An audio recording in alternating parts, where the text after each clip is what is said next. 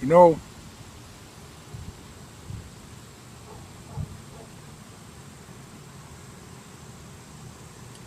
I told y'all in many of my videos, I've made a few classic videos pertaining to this illogical, silly group, Black Lives Matter. I've told y'all in a lot of my videos that they're funded by billionaire George Soros. It has been documented that he is the one who actually bankrolls this movement. He bankrolls the protests that took place in Ferguson and in Baltimore and other places throughout this nation. I've told y'all this. I've also told y'all in many of my videos pertaining the outright insanity with their narrative. But not necessarily with their narrative, but with their ideology. And I've told y'all, and I've said this, I've been saying this for so long, people get tired of hearing me say it, but it rings true when you look at the lunacy of the Black Lives Matter movement. That a black life only matters, black life rather only has a value when that life is taken by a white cop or a white person. This cannot be denied. I told y'all this. And how you know that this is a fact?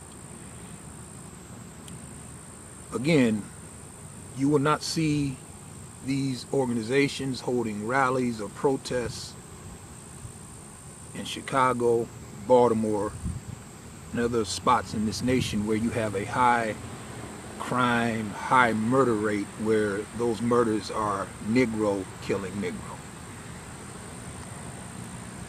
The way these shine bones try to deflect is that they say, well, you know, whites kill whites, Asians kill Asians, Hispanics kill Hispanics, Martians kill Martians, ants kill ants, you know, flies kill flies. This is their insane logic. So they use that as a justification to say that, well, you're only dealing with something that happens across the board. It's no big deal. During a holiday weekend, having 18 people shot and 6 murdered, that's just not a big deal. There's no reason for us to hold a rally. According to their logic, not mine. And I've showed you all this in many of my videos. So when I looked at the news the other day, I come to find out that this organization interrupted a Bush, I don't know if it was a rally or if he was just at a fair and he was speaking, but they interrupted his rally, him speaking, and you know, with their usual chants, Black Lives Matter and all the other buffoonery. Now I'm going to preface my comments about this video, and that is to say that I'm not really all that excited about this entire field of candidates vying for the nomination of the Republican Party. I'm not all that excited right now. Then again, it's really early, and I've told y'all this. I mean, Dr. Ben Carson says some good stuff, and I admired Carly even before the debate, and I've said this in other videos, that she's sound, she's solid, she's intellectually right on point with the issues. Her delivery is smooth. I like her stance on a lot of the issues. Not only that, but I like the fact that she targets Hillary Clinton every chance she gets, which is what I believe they should be doing. But I'm saying that because I don't want y'all coming back thinking that I'm a supporter of Bush. He has some issues that I definitely disagree with. Plus, in all actuality, I believe he's a little bit too moderate. But, you know, that's a subject for another video. But yet and still, that's in-house. All of that stuff is in-house. And I've told y'all this in my other video. I understand how the Republican Party electorate is disgruntled with the establishment and the candidates. I understand that, completely understand it. They promised us that if we went out and voted for them and helped them to regain control of Congress, they gave us a whole laundry list of what they would do, and they have done nothing. So I completely understand why people are disgruntled and they're looking at Donald Trump, who's saying all the right things. I understand that. But now, when they interrupted Jeb Bush's, when they interrupted Jeb Bush's function with this Black Lives Matter buffoonery, I had to think back to how insane this group is, and this only shows you the insanity of the Afro-American Negro, and that's what I'm gonna point this out to you in this video. The complete insanity of this shine. Now, they also, to be fair and balanced, I guess, according to them, they also interrupted one Bernie Sanders. And they shouted him down and took over at one of his functions, which again demonstrates the complete insanity of this organization. Because if you're going to try to get in the pockets of candidates, why are y'all disrespecting Bernie Sanders? I mean, Bernie Sanders is a socialist. I mean, if you follow his agenda, you follow things he said, there's no way that you, well, I mean, let me put this as a side note. All of them are socialists, but he's a little bit farther to the left than most of them. And if there's anybody over on that side who would really gravitate towards Black Lives Matter and their issues, it would be Bernie Sanders. Not only because he's a socialist, but because of the fact that he's behind in the polls and he's looking to gain traction. So therefore, it would be within his best interest to get on y'all side, on their side rather, and create some kind of a pact between the two. So he's more than likely willing to listen to Black Lives Matter, more so than your Hillary Clinton is, because she's already got the attitude, we got the black vote. But you can't explain this to this Negro. I've been talking to these shines for years, and the Negro just don't get it. Everybody else understands it. Everybody else understands how the modern political game is played. Whether it's right or wrong, that's an issue for another video. The fact of the matter is this is how the game is played. If you want this candidate to listen to your concerns, you got to bring something to the table. And what you can bring to the table is the fact that you have an organization that's growing. You have an organization that you can, actually be votes. So it would be within their best interest to actually sit down and talk to Bernie Sanders instead of interrupting his functions, shouting him down. But these Negroes are insane. They don't understand politics. So that makes sense for them to actually not necessarily interrupt Bernie Sanders' function, but actually try to talk to him. That would make more sense than going to Jeb Bush, which completely defies logic. Completely defies logic. And I'll tell y'all this, every Negro who comes to me and try to give me that bullshit that, well, there is no difference between the parties. I don't understand how y'all can say that when y'all don't vote for the Republican Party. Y'all just don't. Y'all haven't given them a chance. So therefore, you can only talk about the party that you vote 90% for. That's the reason why it's insane for Black Lives Matter to shut down a Jeb Bush, when you Negroes know y'all not going to vote for him anyway. And then at the end of the day, if you understood politics again, what is he going to gain by addressing them? When you only vote for, well, you voted for his brother in two elections, he got 6 and 7% of the black vote.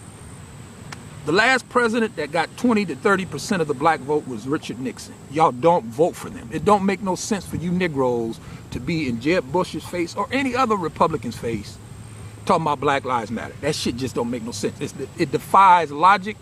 It shows that you Negroes don't understand politics, because had you Negroes had split up y'all's vote like y'all supposed to do, therefore you have a seat at the table no matter who wins. But if you're only voting for these candidates 7%, how the hell do you expect them to actually listen to you or pay you serious attention when they have organizations and groups that vote for them 50, as in, i.e., oh, not 50%, but white women make up 53% of the electorate. So they're going to pay attention to them. You know they're going to pay attention to Hispanics. I don't really need to say Jews, do I? But this is who they're going to pay attention to. These are the organizations and the groups engaged. You know, they're going to pay attention to those groups simply because those groups are organized. They're back not only their vote with finances, they donate to these campaigns and they go out and vote for these candidates. So therefore, when they show up at a function and they say, we want you to listen to us, they're going to listen. But you Negroes only give them 7% of y'all's vote. Y'all don't back their campaign with any kind of finances, yet you want to show up at this function shouting Black Lives Matter. It makes no sense whatsoever. And I've been telling you Negroes this. You Negroes just don't understand it. And I told you Negroes about the question that I'm still waiting on somebody black to answer for me. It's the unanswerable question. I told y'all it's right along the line of other philosophical questions that you find philosophers debating over. How many angels can fit on the head of a pin? If the tree falls in the middle of the forest, does it make a sound? And you can add to that another debatable issue is how is it that you have 80% of Negroes who love Jesus, who read their Bible, so they say, believe that when they die, they're going to stand before God in judgment and give an account for the stewardship of this life. This is what 80% of black folks say they believe. Yet, these same Negroes will go out in every election, y'all know where I'm going with this, and vote 93% for a political party and candidate whose political platform is diametrically opposed to the Bible and the religion that these Negroes say they believe in. How do you explain this? And I've asked this question to pastors, I've asked this question to choir members, I've asked this question to deacons, I've asked this question to church janitors. I've yet to get an answer. Yet to have somebody sit down and logically give me the answer to that question. This is the reason why, again, among many reasons that I have already told y'all in many of my videos, why I don't debate and fuss with y'all. When you can answer that question for me, then you might have my attention. But until you can tell me and explain to me in a logical format that I can understand, how is it that a Negro can tuck a Bible under his arm on Sunday, shouting and frothing at the mouth, talking about, I love you, Jesus, and thank you, Lord, and praise the Lord on Sunday. Then on a Tuesday, during the election, you Negroes will show up at the polls late. You show up, the polls open at 6 in the morning, close at 7:30 in the evening, and you shine bones rushing to the polls at 7:15. But that's a subject for another video. Then when you get to the polls late, you complaining that they're trying to stop you from voting. Subject for another video, though. But how do y'all show up at that poll and sit there and still will take a Democratic ballot and vote for this party, and you know this party diametrically is opposed to everything that you said you believed on Sunday? Be it abortion, which is murder, be it the acceptance of gay marriage, which totally contradicts your Bible. I mean, how do you do this? That's an unanswerable question that fits along the line of those other philosophical questions that will be debated to the end of time. And the other question, right along with that, it can actually be a subheading to the question that I just asked you. And I've asked Negroes this and they can't answer. I asked them this in many of my videos. And no Negroes, they can't answer this. If you, and I'm talking to women, we'll break it down in terms of women. For you black women, if you pay, and this is just to make a point, if you pay a hairdresser $93 to do something to your hair, and you pay another hairdresser $7 to do something for your hair, and neither one of them completed what they said they would do, who are you going to be most angry with? The one that you gave the $93 to, or the one that you gave the $7 to? And it don't have to be hair. It can be nails, your toes, whatever. Whatever it is that you sisters like, you bought a purse off this sister, you paid one $93, you paid one $7, neither of them delivered the purse, who you gonna be the most mad at? Rhetorical question. Unanswerable question, has not yet been answered. And you can apply this to these brothers. You take these black men who are Democrats and you ask them, brother, if you bought a guy's gay porn collection and you paid one guy $93 for his gay porn collection, brother, and you paid another guy $7 for his gay porn collection, my brother, and neither of them delivered that collection, who would you be the most mad at? Rhetorical question, falls in line with the unanswerable question no one has been able to give me an answer to. And what I'm literally asking y'all is, how can you shine bones vote 93% for the Democratic Party in every major election? You give the Republican Party 7% of your vote, not even 7%. That's what Bush got. So I'm not for sure. Mitt Romney received, it probably was less than that. I don't know what John McCain received. It was most likely less than that. But the fact of the matter is that you don't even give the Republican Party 10% of your vote. Yet you're angry with them. And I have to ask you Negroes the question, what are you angry about? You don't vote for them. You don't support their candidates. You don't go out and donate money to their campaign. You don't do nothing. So what are y'all mad about?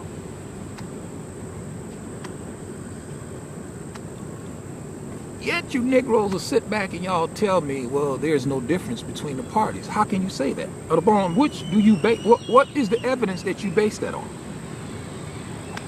See, you Negroes, like this Black Lives Matter, makes no sense. Your positions make no sense. The narrative that y'all try to push makes no sense. And everyone sees it. This is the reason why they don't take that organization serious. For you Negroes to show up at any Republican function shouting Black Lives Matter, yet you vote in these cities, in these pockets of poverty, y'all ain't showing up to Rahm Emanuel in Chicago, y'all ain't telling him Black Lives Matter. Y'all ain't going to that pit bull in a skirt and heels out there in Baltimore. Y'all ain't telling her Black Lives Matter. Y'all not going to any of these pockets of poverty where you Negroes are killing each other in record number. Y'all don't deal with that. Y'all only go to the ones that fit the narrative that y'all trying to push, that has been handed down by y'all billionaire slave master, George Soros. This is the reason why it's comical. Nobody's going to take you serious, Negro, because you make no sense. You Negroes are politically naive. Y'all don't understand how the game is played. Y'all, and at this late date, you would think y'all would, but y'all don't. Y'all haven't gotten it yet. And that represents a failure on your leaders. And this is what I've been telling y'all. They have failed you. They have completely failed you, man. I mean, you sit back, you Negroes sit back and y'all cry crocodile tears over these bojangling, buck dancing Negro buffoons that y'all call leaders, like Louis Farrakhan, Barack Hussein Obama, Jesse and Messi, Al and Messi rather, you know, the NAACP, which, you know, as I dealt with other videos, really is not a black organization, but we've dealt with that. It pretends to be, so that's why I'll include it here. And all of these organizations have failed you. They don't do anything in reference to the party that they support, the party that they love, the same party that wrote Jim Crow laws, the same party that want to keep your black ass enslaved, the same party that gave rise to the Ku Klux Klan, the same party that supported your degradation. You Negroes support that party 93% in every major election. And when you don't get what you think you should get, your response is to look to the Republicans to say they're racist.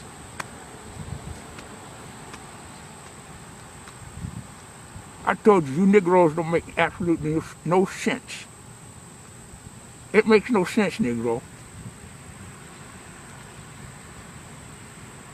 And if you Negroes want to be taken serious,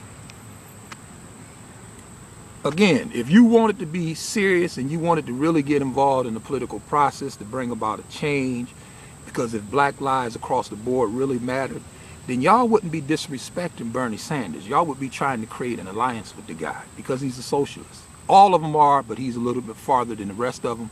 And you would think that y'all would try to align yourselves with him because y'all ain't got nothing coming from Hillary Clinton. I mean, y'all, how y'all gonna sit back and tell Hillary that Black Lives Matter when her husband's crime bill, and I told y'all this, was responsible for the massive incarceration of black men due to the fact that in that crime bill, it had a provision that upheld the disparity between powder cocaine and crack cocaine. And even Janet Ugly Reno told Clinton, listen, man, this crime bill flies in the face to the people who supported you the most during the Monica Lewinsky scandal, and that means y'all, because y'all love Bill Clinton. He's y'all first black president.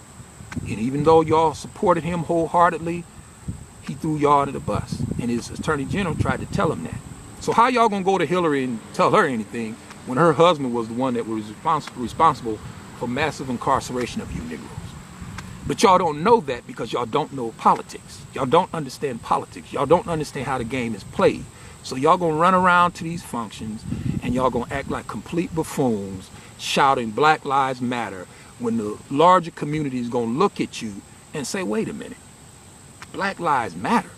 In Chicago over the weekend, you had 18 people shot and 6 killed, and they were all black. But I never seen a rally.